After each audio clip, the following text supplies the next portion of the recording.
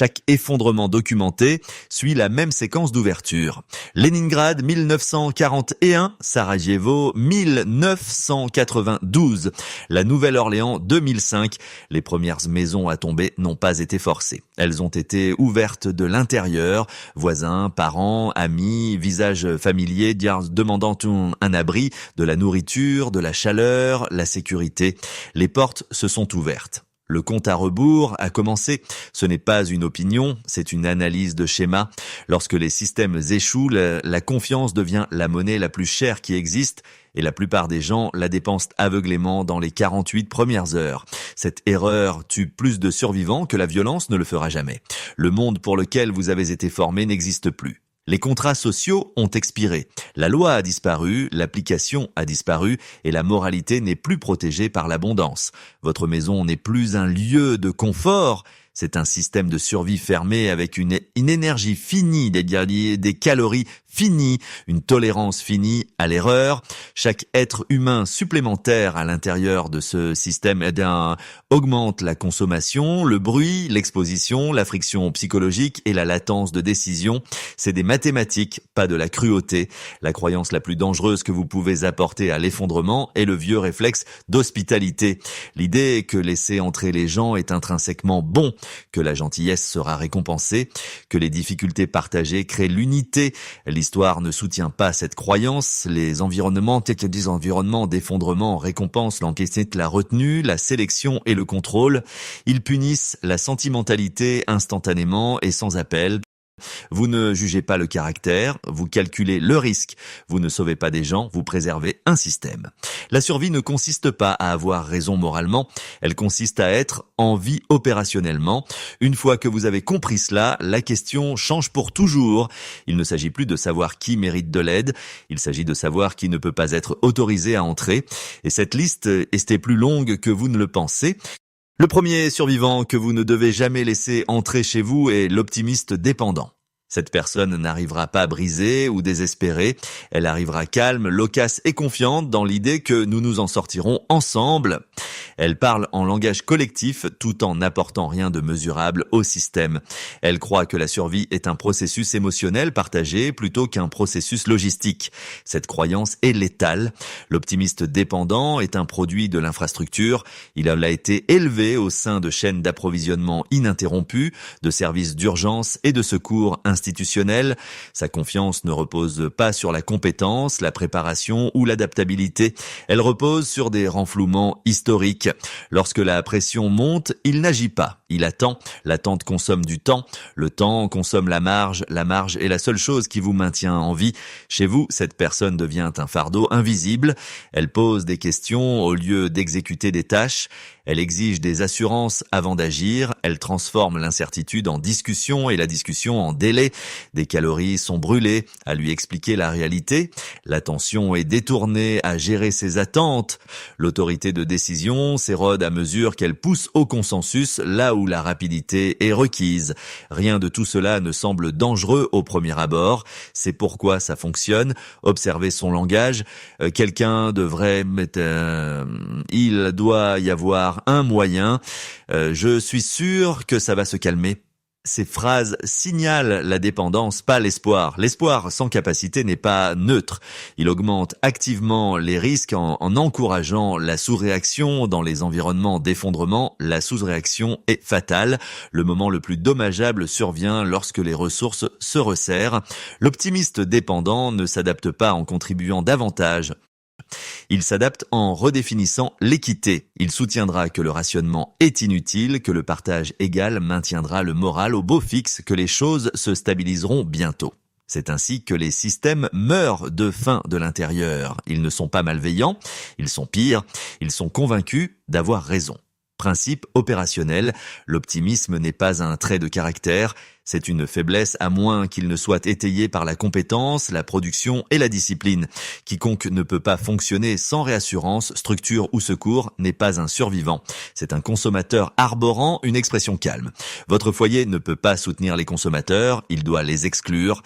Le deuxième survivant que vous ne devez jamais laisser rentrer est l'observateur silencieux. Il ne fait pas de bruit, il ne se plaint pas, il n'exige rien, il observe. Dans les sociétés stables, ce type de personnalité est considéré comme timide ou analytique. Dans les environnements d'effondrement, c'est un atout de reconnaissance en attente d'activation. Le silence n'est pas la neutralité, c'est une collecte d'informations sans exposition. L'observateur silencieux demande très peu mais remarque tout. Vos habitudes de stockage, vos routines, qui dort où, qui contrôle l'accès, quand les défenses sont actives et quand elles sont relâchées. Il mémorise sans écrire, il cartographie sans dessiner. Chacun de vos mouvements occasionnels devient une donnée. Chaque question répondue devient une structure. Une fois qu'il part ou que les conditions changent, cette donnée n'est plus neutre. Elle devient une information de ciblage. Le trait le plus dangereux de l'observateur silencieux est la patience. Il ne se précipite pas pour vous exploiter. Il laisse la confiance se dégrader naturellement, il attend que la faim, la peur ou une pression extérieure fracture le groupe, puis il se repositionne. Parfois, il part discrètement, parfois il ramène d'autres personnes, parfois il retourne les dynamiques internes contre le leadership. Vous ne verrez jamais la trahison venir car elle ne ressemble pas à de l'hostilité. Elle ressemble à une absence. De nombreux survivants jugent de mal ce type car ils confondent la conformité avec la loyauté. L'observateur silencieux suit les règles impeccablement tout en évaluant leurs faiblesses. Il accepte les missions sans résistance tout en apprenant vos limites. Il ne conteste pas l'autorité car il l'étudie. Cela le fait paraître sûr, il ne l'est pas, c'est un risque non résolu stocké à l'intérieur de votre périmètre. Votre maison n'est pas seulement un abri, c'est un environnement de commandement. Une fuite d'informations lors d'un effondrement équivaut à laisser les portes déverrouillées la nuit. Vous ne feriez jamais cela délibérément. Laisser entrer quelqu'un qui n'apporte aucune valeur décisive mais absorbe une connaissance situationnelle totale est la même erreur, exécutée lentement. Principe opérationnel, quiconque consomme des informations sans produire de confiance, de travail ou d'allégeance est une menace future. L'observation sans engagement n'est pas inoffensive. C'est une préparation. Votre système de survie ne peut tolérer la reconnaissance interne. L'exclusion est la seule contre-mesure. Le troisième survivant que vous ne devez jamais laisser entrer chez vous est le faiseur de morale. Cet individu ne vous menace pas physiquement, il vous sape psychologiquement. Il arrive avec des éthiques de l'ancien monde et les déploie comme des armes dans une réalité où ces éthiques ne fonctionnent plus. Son outil principal est la culpabilité, son outil secondaire est l'hésitation. Les deux sont fatales. Le faiseur de morale parle en absolu déguisé en compassion. Ce qui est juste, ce qui est bien, quel genre de personne nous sommes. Il présente les décisions de survie comme des épreuves morales plutôt que des calculs opérationnels. Chaque choix difficile devient un débat, chaque limite devient de la cruauté, chaque protocole devient quelque chose qui doit être justifié émotionnellement. Cela érode l'autorité de commandement plus rapidement que toute menace externe. Dans les environnements d'effondrement, le leadership doit être décisif et froid. Le faiseur de morale ne peut pas tolérer cela, il pousse à la discussion lorsque l'action est requise. Il exige un consensus lorsque le temps est compté. Il invoque les enfants, l'humanité et l'avenir pour passer outre la réalité présente. Ce n'est pas de la gentillesse, c'est le déni cherchant le contrôle. Une fois intégré, il change la dynamique de groupe. Les gens commencent à s'auto-censurer. Les leaders hésitent. L'exclusion nécessaire semble honteuse au lieu d'être nécessaire. Les ressources sont redistribuées pour maintenir l'harmonie émotionnelle au lieu de la marge de survie. Le système commence à s'optimiser pour les sentiments au lieu des résultats. Ce système ne dure pas. La phase la plus dangereuse survient lorsque la pénurie s'intensifie. Le faiseur de morale accusera le leadership de devenir des monstres. Il dépeindra la discipline comme de la tyrannie. Il ralliera les faibles et les incertains en offrant une supériorité morale en échange de leur conformité. À ce stade, la fracture interne est inévitable. Vous ne vous défendez plus contre l'effondrement. Vous gérez une insurrection morale à l'intérieur de votre propre abri. Principe opérationnel, la moralité sans infrastructure d'application est une fantaisie. En cas d'effondrement, l'éthique doit servir la survie et non la remplacer. Quiconque vous force à justifier des décisions nécessaires ne préserve pas l'humanité, il accélère l'échec. Votre maison doit rester un espace de commandement, pas un tribunal. Excluez ceux qui ne peuvent accepter cette réalité. Le quatrième survivant que vous ne devez jamais laisser entrer chez vous est le compétent mais non aligné. C'est celui que la plupart des gens sous-estiment. Il a une réelle valeur, formation médicale, capacité mécanique, expérience de combat, connaissances agricoles, quelque chose de tangible, quelque chose de rare. C'est précisément pourquoi il est dangereux. La compétence crée un levier dans les systèmes stables. Le levier est régulé par les contrats, la loi et le remplacement. En cas d'effondrement, rien de tout cela n'existe. L'individu compétent mais non aligné connaît sa valeur et plus important encore, il sait que vous la connaissez aussi. Dès l'instant où il entre chez vous, l'équilibre des pouvoirs commence à changer discrètement, rationnellement, inévitablement. Il contribue mais sélectivement. Il résout les problèmes mais pas de façon permanente. Il se positionne comme indispensable. Une fois la dépendance établie, l'autorité s'affaiblit. Vous cessez de donner des ordres et commencez à négocier. Vous tolérez les attitudes, les tests de limites et la non-conformité subtile, car le perdre semble plus dangereux que de s'adapter à lui. C'est ainsi que le contrôle se transfère sans violence. La loyauté n'est pas déclarée, elle est démontrée avec le temps par le sacrifice, l'alignement et la soumission à la structure. Le survivant compétent mais non aligné n'offre rien de tout cela, il offre des résultats sans allégeance. Il aidera aujourd'hui parce que cela lui est bénéfique. Demain, lorsqu'une meilleure opportunité apparaîtra, son alignement changera instantanément. L'effondrement récompense la mobilité, pas la gratitude. L'erreur critique que commettent les dirigeants est de croire que la compétence égale l'engagement. Ce n'est pas le cas, la compétence est un outil. Les outils changent demain. Si cette personne décide que votre maison ne sert plus son avantage, elle part avec plus qu'elle n'est arrivée. Connaissance de vos systèmes, vos faiblesses, votre hiérarchie interne. Dans certains cas, elle ne part pas seule. Principe opérationnel, la capacité sans contrôle est un multiplicateur de menaces. Vous pouvez former des compétences. Vous ne pouvez pas fabriquer rapidement la loyauté sous pression. Quiconque est autorisé à entrer dans votre périmètre doit d'abord être subordonné à la structure, utile en second lieu s'il résiste à la hiérarchie, résiste au protocole ou traite la contribution comme un pouvoir de négociation. Ce n'est pas un atout, c'est un futur point de rupture. Excluez-le avant que la dépendance ne se forme. Le cinquième survivant que vous ne devez jamais laisser entrer chez vous est le porteur de traumatisme. Cette personne n'arrive pas les mains vides. Elle apporte la peur, la perte, la mémoire de la panique et le choc non résolu incrusté dans son système nerveux. Dans l'ancien monde, le traumatisme était géré par la distance, la thérapie et le temps. En cas d'effondrement, le traumatisme devient un facteur de déstabilisation contagieux dans un espace confiné. Le porteur de traumatisme est imprévisible sous stress. Il peut fonctionner normalement pendant les périodes calmes, même paraître utile, mais lorsque la pression monte, un bruit la nuit, une pénurie soudaine, un conflit, il régresse instantanément. Les réponses de combat, de fuite ou de figement l'emportent sur la discipline. Cris, mouvements impulsifs, explosions émotionnelles ou arrêt total se produisent sans avertissement. Un seul épisode au mauvais moment peut exposer votre position, déclencher un chaos interne ou provoquer des erreurs irréversibles. Il ne s'agit pas d'empathie, il s'agit de la propagation du risque.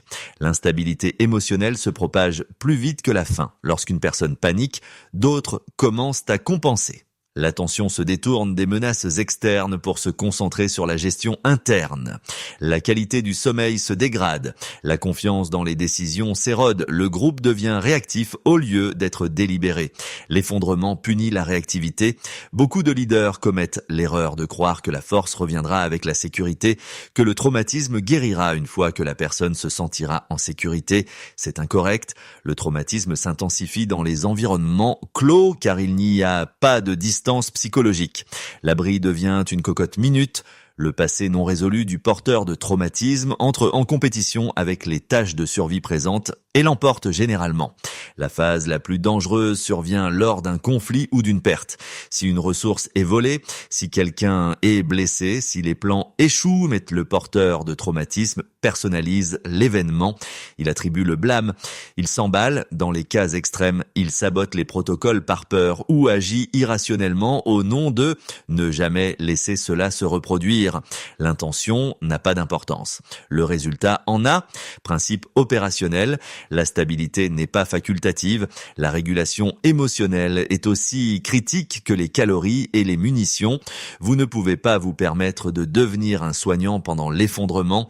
Quiconque ne peut pas contrôler de manière fiable ses réactions sous stress introduit une instabilité systémique.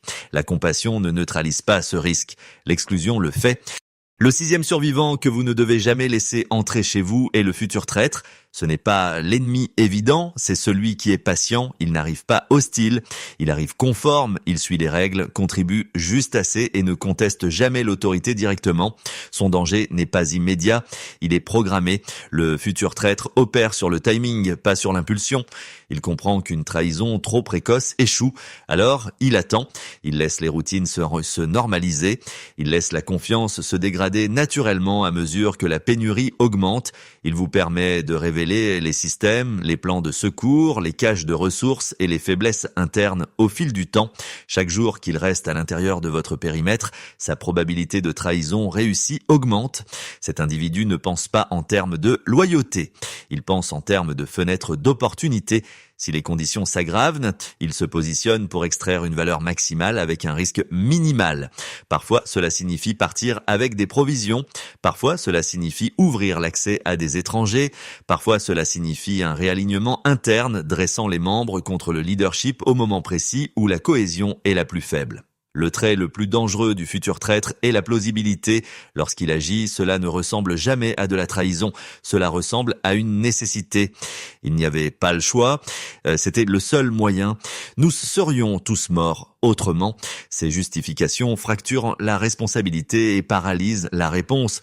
Au moment où l'intention est claire, les dégâts sont irréversibles. De nombreux survivants supposent que la trahison vient du désespoir ou de la cruauté. C'est incorrect, elle vient du calcul. L'effondrement supprime les sanctions pour l'opportunisme.